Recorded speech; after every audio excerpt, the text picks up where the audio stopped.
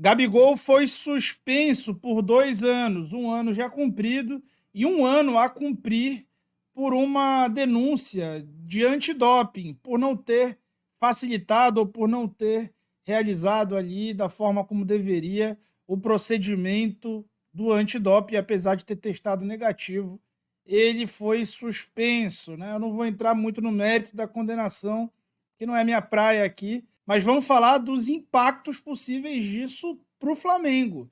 O Gabigol, apesar de não ser titular, desempenhava um papel importante no elenco que não foi pensado para ter a sua ausência.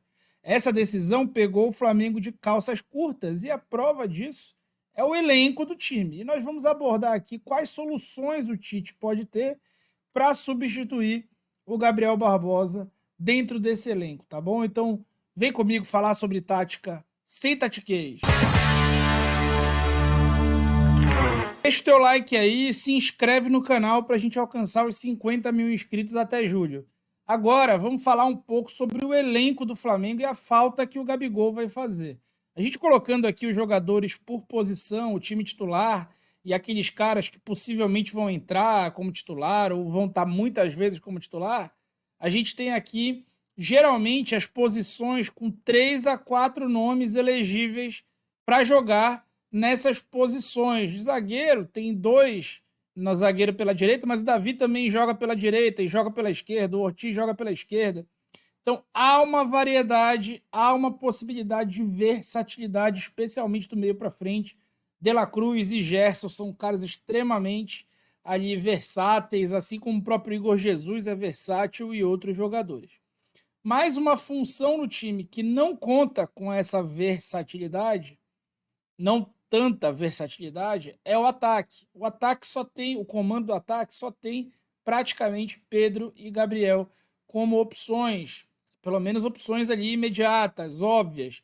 Mesmo assim, o Pedro e o Gabriel eram e são extremamente diferentes entre si, o que dá uma certa complexidade quando um tem que sair para o outro entrar. E é por isso que desde o início do ano eu acho que o Flamengo tinha que ir atrás de um centroavante estilo Pedro, talvez até melhor do que o Pedro no sentido de duelos aéreos, um cara alto, capaz de fazer gols ali, 6 ou 7 gols numa liga para um reserva ali, terceira opção, ou um cara que poderia entrar em determinados momentos que o jogo tivesse empatado para ser mais um cara para jogar num jogo de cruzamentos ali contra uma defesa extremamente fechada. Então acredito que o Flamengo precisava ir atrás de um cara desse que joga de costas, que funciona como uma âncora, que faz o time afundar por dentro ali e que tem duelos aéreos e capacidade de gols. Então eu já achava que precisava contratar.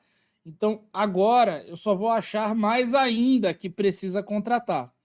Mas partindo do princípio que o time não vai contratar, vamos falar aqui sobre as soluções que o Tite pode ter caseiras. Então, primeiro vamos entender como é que esse time joga, né?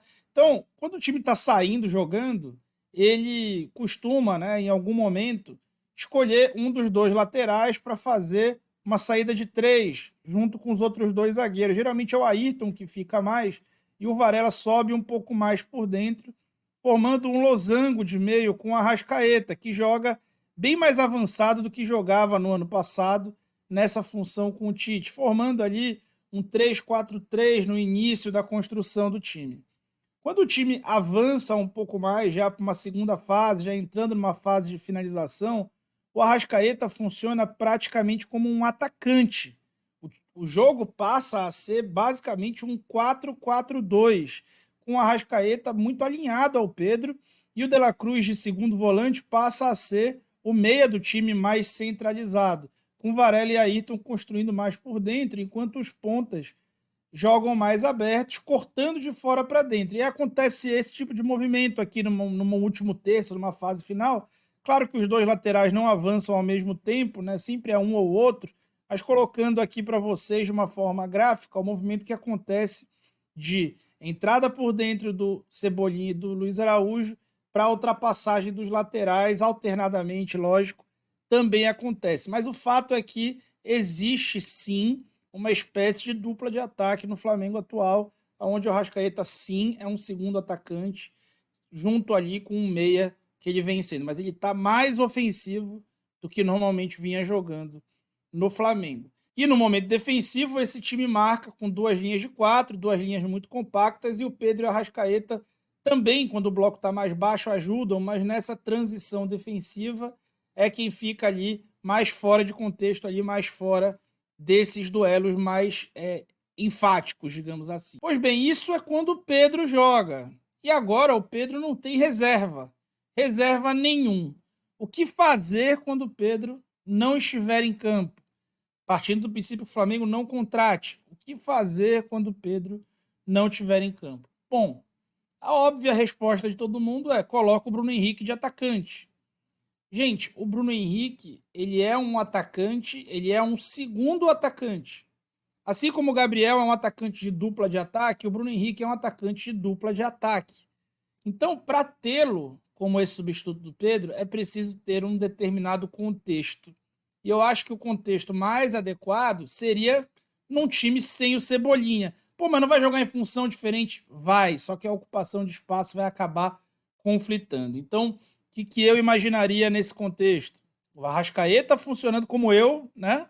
Como um falso 9, e o Bruno Henrique mais avançado, mais pela esquerda. E aí, com a Arrascaeta de falso 9, abre mais uma posição no meio que pode ser ocupada pelo Gerson quando ele voltar. Ah, mas o Gerson ainda não vai voltar, então tá tudo bem. Pode utilizar o Igor Jesus ali. Ou pode utilizar o próprio De La Cruz ali e o Vitor Hugo como esse meia centralizado. Opções A para esse meio de campo. Pois bem, e aí o Bruno Henrique seria esse cara começando na ponta, mas eu já vou te explicar como é que ele vai chegar aí para substituir o Pedro. E o Arrascaeta como uma espécie de falso 9. Então, durante essa construção, de novo, o losango de meio se formando, dessa vez com um lateral, o Gerson, o De La Cruz e o Pulgar, com o Arrascaeta sendo esse falso 9 ali, esse cara mais referência que vai baixar também para construir por dentro. E no momento já mais avançado, o Ayrton Lucas ou o Vinha, né, o lateral que estiver jogando, já poderia fazer essa profundidade. Se for o Ayrton, é melhor que seja o Ayrton. Se for o Vinha, ele pode subir aqui por dentro, assumindo essa função do Gerson, e o Gerson pode fazer essa função que ele faz muito bem pelo lado esquerdo. E aí sim, teria de novo uma dupla de ataque, mudando pouco ali do contexto do Pedro, numa zona de finalização, com o Bruno Henrique alinhado ao Arrascaeta, fazendo essa dupla de ataque que já acontece hoje entre Pedro e Arrascaeta. Um cara que partiria da ponta, mas não seria um ponta, seria sim um segundo atacante em dupla de ataque, da mesma forma como ele fez a dupla histórica dele com o Gabigol. No momento sem bola ainda teria um ganho, né? Porque esse time poderia fazer uma marcação num 4-1-4-1, porque o Bruno Henrique tem mais essa ênfase de retornar do que o próprio Pedro, justamente por partir da ponta para dentro. Então o time poderia ainda ter um homem a mais na marcação. Pô, mas e se o Bruno Henrique não puder jogar? Gente, eu vou te falar de uma coisa que você provavelmente não pensou. O Flamengo pode utilizar o Lohan para fazer essa função. Mas o Lohan é meia na base. Gente, se você ver o Lohan jogar, vai ser difícil você não lembrar de atacantes de força. Ele é extremamente forte. E ele é capaz ali de, depois que ele embala, ele protege a bola, ele me lembra, me remete, embora seja até então de uma posição diferente, ele me remete ao Lukaku. Eu imagino que em algum momento da carreira do Lohan, ele vai se tornar atacante. Até porque essa função de meia mudou bastante e ele carece ali de intensidade em alguns momentos, intensidade de meia. Então, eu acredito que o Lohan pode se tornar um falso 9, um atacante mais avançado de time. Às vezes um cara pelo lado direito, mas eu acredito muito, mas muito mesmo, mais do que você está imaginando aí, no Lohan executando essa função. Então, eu contrataria alguém, um centroavante de bola aérea, para ter ali uma opção segura, até para jogar com o Pedro em contextos finais de jogos. Mas existem outras alternativas, como o Arrasca por dentro, como o garoto Lohan, como o Bruno Henrique. Então, o Flamengo, apesar de sofrer, né, e é claro que sofre, especialmente no fator ali anímico, o Gabigol é um ídolo do clube, que agora está impedido até de pisar nas instalações do clube. Tudo isso é muito cruel e eu espero, né, que que isso possa ser esclarecido e que não seja, né, que o Gabigol não seja um culpado e aí possa eventualmente provar sua inocência num outro fórum e voltar a jogar o quanto antes. Mas é fato que o Flamengo talvez vá sofrer menos do que a gente imagina com a sua ausência, especialmente porque ele já era reserva. E há, sim, outras alternativas que até talvez mudem um pouco menos o time do que o Gabriel precisaria mudar para encaixar num sistema, porque ele, de fato, pela forma como ele tem de jogo, não ser um cara que ocupe muito o centro do campo, apesar de ser um atacante mais avançado, não ser um cara que duela muito de costa, não ter jogo aéreo. Essas deficiências, no caso do Gabriel, elas deixam o time muito propenso a ter um contexto único para que ele possa jogar. E como reserva, ele não vai ter um contexto ideal para que ele jogue. Ele não vai ter um time construído para ele, justamente por ser reserva, tá? Então é por aí, né? O Flamengo tem alternativas. É claro que o Flamengo espera provar a inocência do Gabigol, o atleta espera poder voltar, suspender, entrar com efeito suspensivo ou sei lá o quê. Mas, caso não volte, tem que se pensar no futuro. E eu abordei aqui um pouco isso com você, tá bom?